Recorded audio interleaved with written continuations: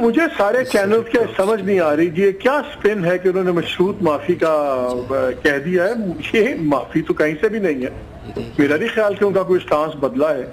وہ پہلے بھی یہی کہتے تھے ٹھیک ہے جی اگر ہم ملوث ہوں گے تو معافی مانگ لیں گے. وہ کہتے ہیں لائیں ویڈیوز لائیں ثبوت. وہ کہتے ہیں بنائے جوڈیشل کمیشن اور ہم کر لیں گے. اور جو انہوں نے آج بھی سخت باتیں کی ہیں اور جو انہوں نے D G S P R کو پیکیورلی ٹارگٹ کر کے پرٹیکولرلی اور جو زبان استعمال کیا بڑی سخت زبان استعمال کی ہے. آئی ڈونٹ تھنک ہم ٹی وی پہ ریپیٹ اس طرح نہیں کر سکتے.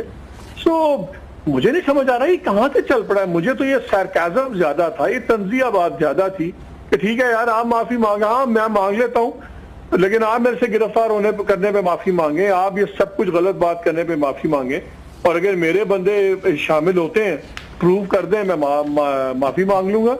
سو الفاظ تھے لیکن مجھے نہیں سمجھ آ رہی کہ یہ مشروط معافی